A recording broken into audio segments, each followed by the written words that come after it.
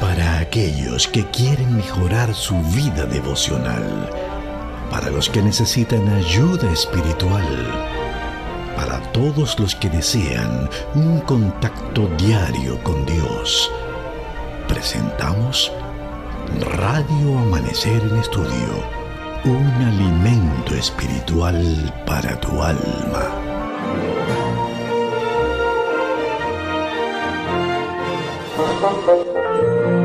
Muy buenos días, amigos y hermanos. Continuamos con el estudio de la guía para este trimestre. Hoy estaremos estudiando los días del mal dentro del marco de la lección número 5, que lleva como título Cómo cantar la canción del Señor en tierra extraña. Y el texto para memorizar está en el Salmo 137, versículo 4. ¿Cómo habíamos de cantar la canción del Señor en tierra extraña? Pastor Rondón, esta lección nos promete ser de bendición una vez más para cada uno de nosotros. ¿Qué le parece? Amén, amén. Claro que sí, Pastor Matos. Bendiciones de lo alto. Saludos también a nuestros amigos oyentes en este domingo 28 de enero, los días del mal. A todos en algún momento nos llegan esos días en que necesitamos fortalecer la fe y capitalizar esos días del mal para crecer en la gracia, porque nada ocurre por casualidad en la vida de los hijos e hijas de Dios. Así que definitivamente tenemos grandes expectativas con relación a esta lección que estaremos estudiando en este domingo. Así es, así que vamos a estar en actitud de oración para iniciar el estudio de la palabra del Señor. Padre, gracias por la oportunidad que nos das de poder una vez más abrir tu santa palabra. Lo hacemos con la seguridad de que tu Santo Espíritu que la inspiró nos guiará en el estudio de la misma. En el nombre de Jesús. Amén. Amén. Muy bien, estamos para leer algunos textos. Vamos a leer el Salmo 74, 18 hasta el 22. Y también estaremos leyendo el Salmo 79, versículos 5 hasta el 13.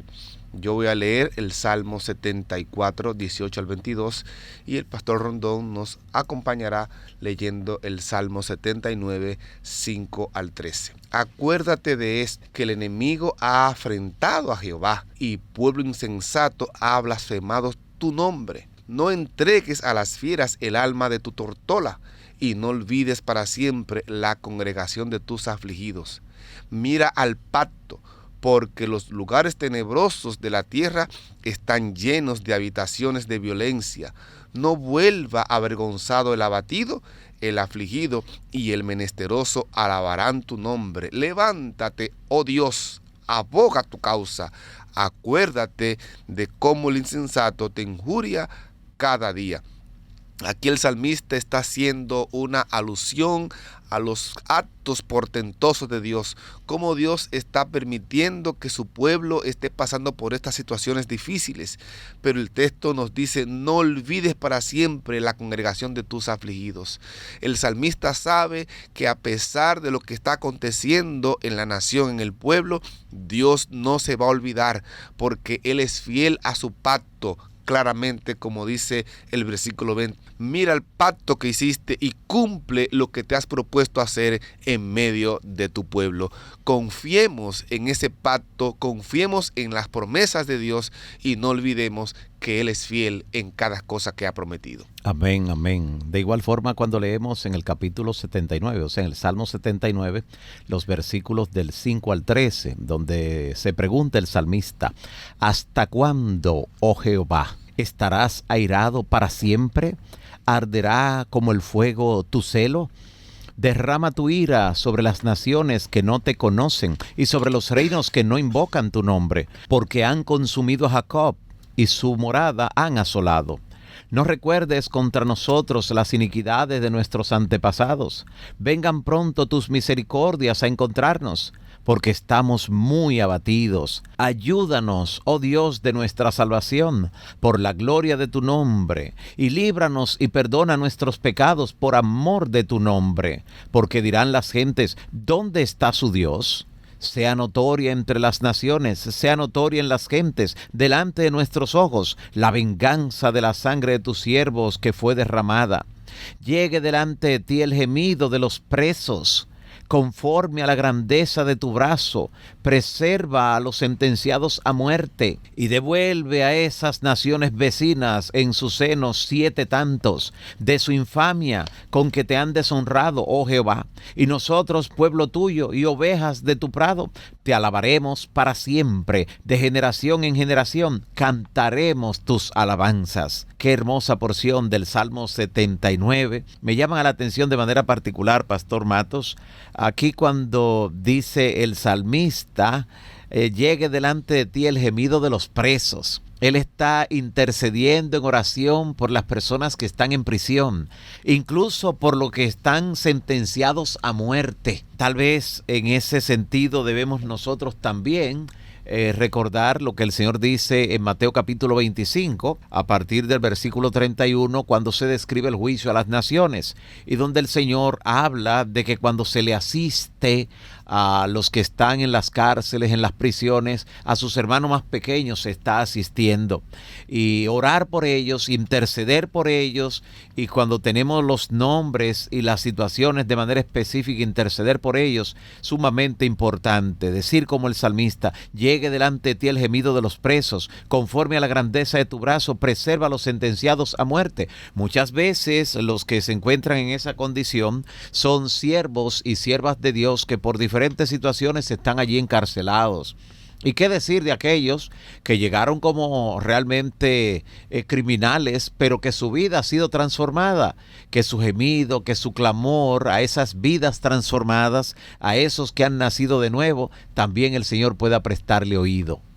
El clamor del fiel Hijo de Dios siempre llega a los oídos del Altísimo. Por eso hay suficientes salmos en el Salterio que hacen énfasis en que Dios escuchó, en que Dios oyó. Y claro está, y es lo que está aconteciendo aquí en este Salmo 79, quien está expresando, llegue a ti, oh Dios, nuestro gemido, nuestro clamor, conforme a la grandeza de tu poder y de tu brazo para preservar a tus hijos de la muerte. Dios es el que tiene el control de todo cuanto acontece en este planeta.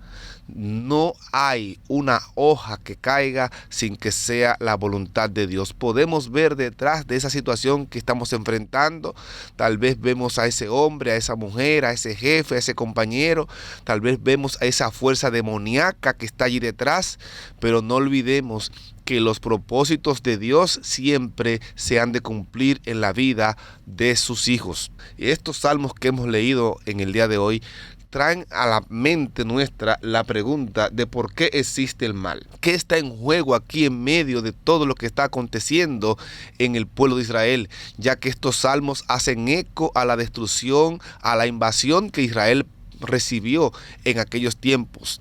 Aunque el libro de los Salmos nos presenta de manera clara lo que está aconteciendo, y estos Salmos 74 y 79 nos hacen una alusión precisamente de lo que está aconteciendo en el pueblo de Israel acerca de la destrucción de Jerusalén, y se basan estas presuposiciones o estos acontecimientos en lo que el pueblo de Israel vivió y tuvo que pasar en medio de la invasión que sufrió en aquellos años.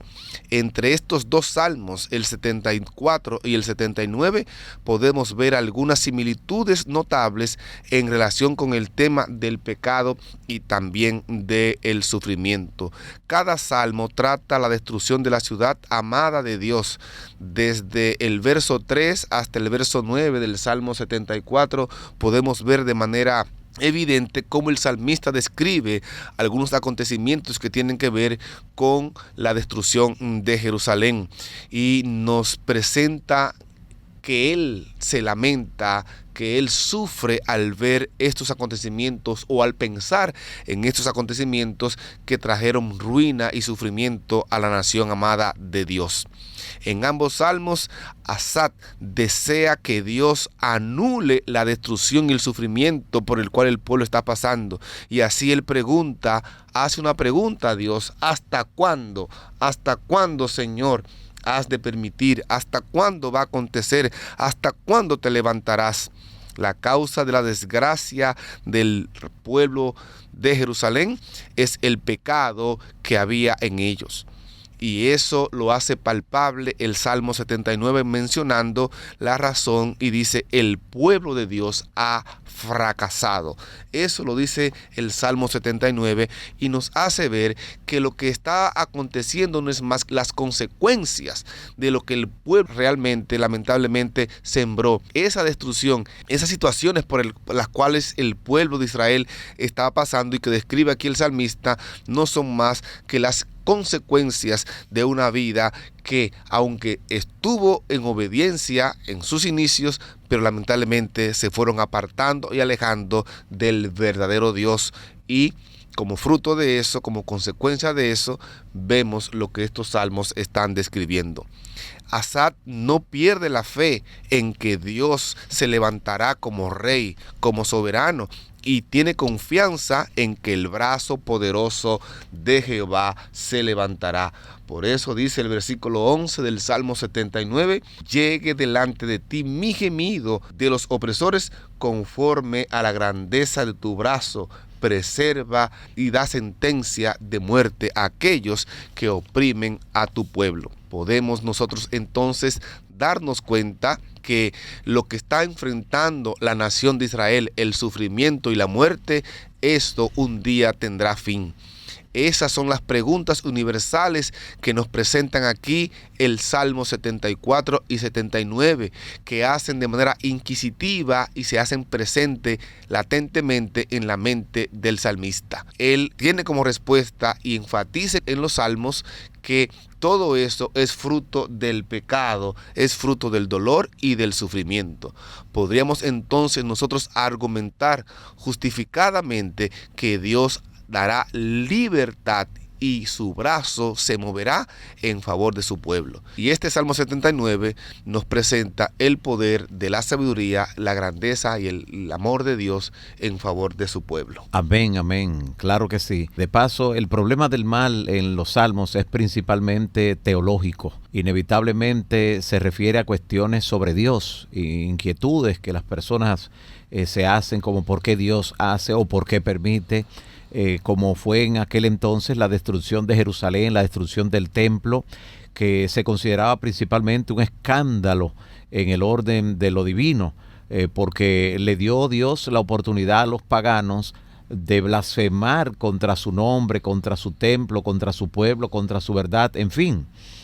Y la noción de que las naciones vecinas invadieron la herencia de Jehová amenazaba de alguna manera, según los criterios de los hijos e hijas de Dios que estaban cautivos, las promesas divinas. Pensaban que esas promesas estaban corriendo algún tipo de riesgo. El salmista allí reconoce que los pecados del pueblo corrompieron la relación de pacto entre Dios y su pueblo, y que esa situación de quebrantar el pacto de parte del pueblo fue la que trajo como resultado todas estas consecuencias.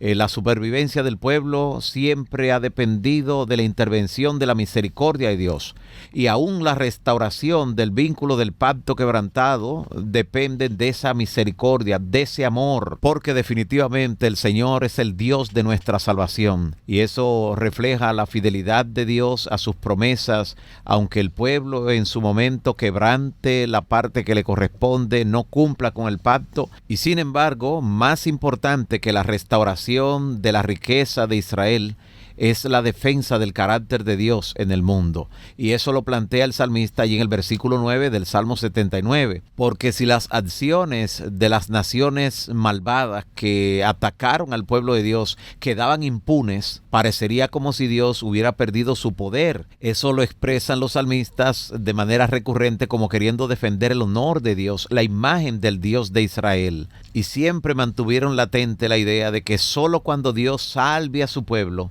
su nombre será justificado y será finalmente enaltecido. Y al igual que hoy, amigo oyente, el mismo principio existía en aquel tiempo. Nuestros pecados, nuestras recaídas, nuestras maldades pueden desprestigiarnos no solo a nosotros, sino también, lo que es peor, al Dios cuyo nombre profesamos, la verdad que predicamos y al pueblo que representamos como el remanente de Dios.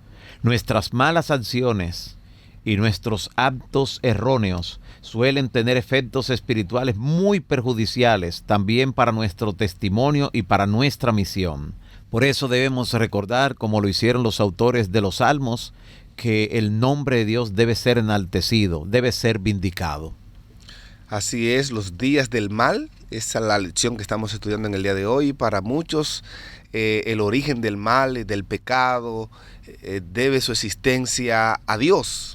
Culpan a Dios y en medio de su perplejidad, de su angustia, ven la obra de ese mal, de ese pecado, de esa situación que ha arropado nuestro mundo y tienen a Dios como responsable de ello. Y es que el dolor, el sufrimiento y la desolación no tienen su origen en Dios, sino en aquel en quien de manera misteriosa surgió el egoísmo, la envidia y trajo el dolor y el sufrimiento a todo nuestro mundo como hoy lo vemos. Este mal, el pecado, es un misterio que no hay forma de explicarlo humanamente. Y esa incertidumbre y dudas que dejan a muchos ciegos ante las verdades plenas que nos da la palabra de Dios y que nos muestran el deseo de Dios para salvar a quienes se aferren a Él. Hoy en día hay quienes en sus investigaciones se acercan a Dios con ideas ya preconcebidas, culpándolo y haciéndolo responsable de todo cuanto acontece. Nada se enseña con mayor claridad en toda la Biblia que el hecho de que Dios no tiene nada que ver con el pecado y el sufrimiento. Dios creó todo cuanto existía y existe bueno y en gran manera. De manera arbitraria, en ese ser llamado Lucifer surgió el mal y este mal lamentablemente llegó a nuestro mundo trayendo lo que hoy vemos, dolor y sufrimiento. Es algo que trae pensamientos de tristeza y dolor a muchas personas, pero en la cruz del Calvario podemos vislumbrar la victoria de Dios sobre el mal, donde Él, con su muerte y su resurrección, ha garantizado la vida y la paz a un mundo que cree y confía en Él. Es en Dios donde tenemos que poner nuestra confianza. Se ha permitido a toda nación que ha subido al escenario de la acción del mundo, de nuestro planeta, ocupar un lugar y ver cumplido el propósito de Dios. Dice Daniel capítulo 4 versículo 17, la sentencia es por decreto de los vigilantes y por dicho de los santos, la resolución para que conozcan los vivientes que el Altísimo gobierna el reino de los hombres y que a quien Él quiere lo da y constituye sobre él al más bajo de los hombres. Dios es un vigilante santo. Él está atento, Él está cuidando toda su creación y por ende está cuidando a cada uno de nosotros que somos parte de esa creación. Es grande la misericordia, la bondad y el amor con que Dios nos trata. Nunca nos dejará ni nos olvidará a los que confiemos en Él. Si pensamos y hablamos que nuestras pruebas y dificultades son grandes y dificultosas, no olvidemos que en medio de cada prueba y situación hay una salida para cada fiel hijo de Dios. Miremos más allá de lo que nuestros limitados ojos pueden permitirnos y confiemos en que su propósito se cumplirá en la vida nuestra. La vida eterna que Dios ganó a través del sacrificio de Jesucristo se hace presente por la fe en cada hijo e hija de Dios hoy y siempre. Amén, amén. Gloria al Señor. En la parte final de la lección que estamos compartiendo en este domingo 28 de enero, bajo el tema Los días del mal, hay una cita interesante del libro El deseado de todas las gentes, página 625, donde dice que el honor de Dios, el honor de Cristo, están comprometidos en la perfección del carácter de su pueblo. Por eso en la oración modelo, lo primero que un cristiano maduro pide es que sea santificado el nombre de nuestro Padre Celestial, antes de pedir por su pan de cada día, antes de pedir perdón de sus pecados, antes de solicitar ser librados del mal y de la tentación, lo primero que pide es: santificado sea tu nombre. Un creyente maduro comprende la realidad del gran conflicto entre el bien y el mal, comprende que lo que primero fue colocado en entredicho fue el carácter de Dios. Y por eso, como ocurrió en la vida de Job, en una pequeña escala, ese gran conflicto, allí lo que está en juego es quién tiene la razón, Dios o el enemigo. Y por eso, en el carácter que desarrollamos, en la actitud que asumimos, en lo que hacemos o dejamos de hacer, porque Jesús mismo dijo: por sus frutos los conoceréis. Allí estamos nosotros comprometidos con dar honor a Cristo, con dar honor al Padre por medio de nuestra actitud. Y el Espíritu Santo, que está presente para ayudarnos a vencer las debilidades y los defectos de carácter, ya sea adquiridos o heredados, hace que realmente esto pueda ser una realidad.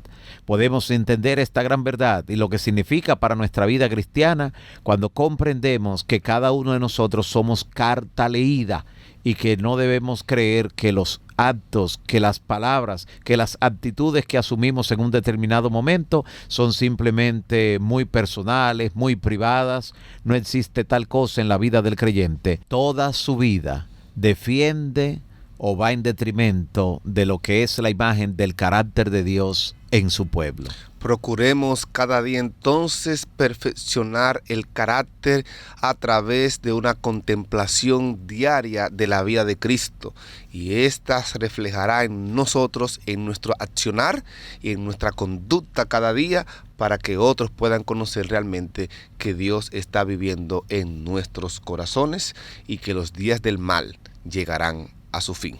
Amén. Así llegamos al final de la lección para el día de hoy. Vamos a orar para que Dios continúe guiando y bendiciendo nuestras vidas. Amén. Padre, gracias. Gracias. Porque nos das la oportunidad de estudiar tu santa palabra. Amén. Confiados, oh Dios, de que tu carácter será vindicado y que el honor de Dios, el honor de Jesucristo tu Hijo, también será vindicado en la vida de tu pueblo, en la vida de tus hijos. Amén. Danos tu victoria cada día en el nombre de Jesús. Amén. Amén. Para aquellos que quieren mejorar su vida devocional, para los que necesitan ayuda espiritual, para todos los que desean un contacto diario con Dios, hemos presentado Radio Amanecer en Estudio, un alimento espiritual para tu alma.